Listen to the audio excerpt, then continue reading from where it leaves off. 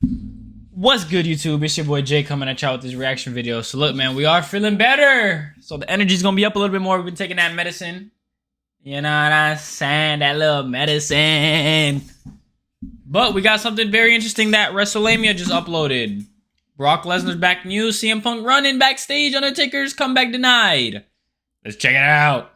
What is going on, guys? It is WrestleMania here, back with some more news. Join us now as we look at the wildest news stories and rumors you need to know, including an update on Brock's rumored return. Booker T said he had a run-in with CM Punk. Undertaker comeback denied. Did Mercedes actually deliver for Dynamite's ratings? Spoiler, not much. Paul White wrestling again? A wrestling insider exposed, and much more. Be sure to subscribe and hit that notification bell for daily wrestling videos, and follow us on Facebook for exclusive lists. Also check out our new videos on WrestleMania Shorts, one being uploaded just now. And now let's see the intro and get straight into our first story.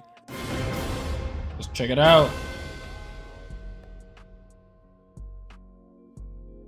Our first story looks at more details emerge on Brock Lesnar's rumored return. Now, is there actually any truth to the recent rumors that WWE is considering bringing Brock Lesnar back? Initial rumors suggested that WWE was thinking about bringing Brock back, something which surprised fans given how quickly Lesnar disappeared after details of Janelle Grant's lawsuit against the WWE surfaced. Now, whilst it's important to understand that Lesnar isn't the one being sued, it's believed he was indirectly mentioned in the lawsuit and portrayed negatively, at least according to the allegations, which remain unverified, to the point where WWE wanted to distance themselves from him. But now Dave Meltzer is reporting in this week's Observer that there was something behind the scenes this week that was done, the details of which were told to us off the record, that indicated a less hard line about Lesnar, whose plans, which include an IC title match with Gunther at WrestleMania after Royal Rumble return, were dropped when the lawsuit went public. However, one company source said that there was no movement at all right now to bring Lesnar back as a performer. Yeah, these are the same guys who said there was a movement only just 2 days ago, but that did come from Brian Alvarez and not Dave Meltzer. Lesnar's continued presence at WWE.com's roster page suggests they're taking a wait-and-see attitude about his future in the company. Given the publicity surrounding the case, it makes zero sense to bring Lesnar back at the WWE's biggest show of the year, particularly with the added publicity from The Rock's involvement. If they were to really bring him back, the perfect opportunity would be at SummerSlam. Next up, Cody Rhodes playing Rocky Balboa. Well, not exactly in a remake, however the WWE may be looking to capitalize on WrestleMania taking place in Rocky's hometown by painting Cody as a similar underdog hero. Meltzer revealed in the latest Observer that there's a script for a Reigns vs. Rhodes promotional video to build up WrestleMania, which tied Rhodes into Philadelphia, with the concept being here in Philadelphia, we know that the American Dream, and we know the American Nightmare. We know good times and hard times, and that being an underdog isn't something to be feared, it's something to be embraced. One person got a script for a voiceover and noted that Rhodes in the script is going to be pushed as a Philadelphia-style Rocky underdog. There were rumors that WWE were trying to get Sylvester Stallone to make some sort of appearance at WrestleMania, but things fell through. However, if the WWE is going with this type of promo, don't be surprised if Stallone does the cold open for the PLE, much as the WWE has been using celebrities in PLE introductory videos. Fans recently saw Hulk Hogan do the video intro for the Royal Rumble. Next up, Booker T had a run-in with CM Punk. Now this is what I want to see. Did Booker T have a confrontation with CM Punk at NXT? Well, according to Fightful Select, CM Punk was backstage at this week's show but kept a much lower profile than previous visits. Many within NXT were not aware of his presence until photos began making the rounds. Apparently, Punk's low profile didn't escape Booker T, as a two-time Hall of Famer claimed on his Hall of Fame podcast almost had a little run-in with CM Punk. The internet might want to pick that up. Me and CM Punk almost got into it at NXT this week. Bro, you're an old head. Fightful.com's Jeremy Lambert provided details which may have fans wondering if anything substantial actually happened. As of now, we've not heard anything of the sort actually emanating from the tapings, and one source told Fightful it was Booker being Booker and probably just trying to create a headline, so congrats if so. Like many podcasters, Booker T makes controversial comments from time to time, and some fans think they're made largely to get attention. What do you guys think? Let us know in the comments down below. Next up is Sami Zayn upset over fans' reaction to him. Booker T also had some interesting news concerning Sami Zayn, who defeated Chad Gable on Raw to earn a WrestleMania match against IC champion Gunther. According to Booker, I talked to Sami Zayn actually on Tuesday morning. We were flying to Orlando and we were sitting next to each other on the plane. And I swear the same thing like you just said, so many people was pulling for Chad Gable in that match, and I said, man, you know, what a match, man. I said, What a match. You're gonna look back on this one day and say that was the one day, that was the one that catapulted me to the next level. That was one that put me in the light and let people see exactly what I can do. While the gauntlet match was well booked, some fans were disappointed that Chad Gable didn't win it. The storyline of Gable wanting another crack at the title has been developed over the last few weeks, and there were hopes from Gable's supporters he'd win. Like anything in wrestling, fans were quick to voice their opinion, something which apparently surprised him. Sammy was so literally upset about the online heat that he got from the fans. He's like, man, I thought the fans loved me, and the next thing you know, I see all this stuff. Booker explained how he told Sammy not to listen to the white noise and that he had a phenomenal match. As far as Booker is concerned, Sammy vs Gunther is a more compelling story than Chad vs Gunther. Nobody really is going to give Sami Zayn the edge over Gunther, you know, no matter what. So that match right there is going to have so much more of a compelling story. Some fans believe that WWE is still going to get Gable into the match, perhaps by replaying the finish where Chad's shoulders were clearly not down. Next up, Randy Orton WrestleMania 40 match. Well, WrestleMania 40 is just 3 weeks away, and while the WWE has 6 matches already announced, there are 2 nights to fill, which means more matches are on the way. While no other matches have been officially booked, Meltzer is reporting on several likely bouts. Other matches expected are Jimmy Uso vs Jey Uso, Logan Paul vs Randy Orton for the US title, and AJ Styles vs LA Knight. Dude, they are wasting their time doing Randy Orton versus Logan Paul for the US title, dude. Like and we know Logan Paul is not gonna lose. He's probably most likely gonna win, because what does Randy Orton look like holding that title?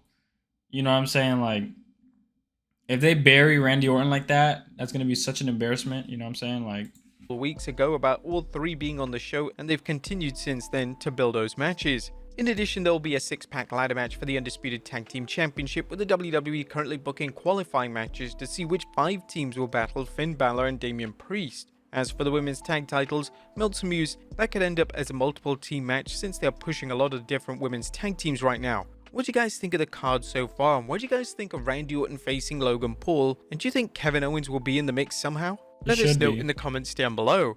Mercedes Moné wanted the same salary as a top WWE star. There guys, are you happy I pronounced the name right? That's good news for Mercedes Moné and possibly other women wrestlers, as it's believed that Mercedes is now the highest paid woman in professional wrestling. A new report from Dave Meltzer details Mercedes' negotiation with WWE and AEW. Venado had negotiated with WWE in late 2022 and again in late 2023, and both times from the WWE side, she was wanting more money than they were offering, with reports she was seeking Becky Lynch level money. While it's not clear what Khan's offer was, those with knowledge of the offer said it was very substantial, obviously higher than WWE, but considerably lower than the $5 million per year figure going around.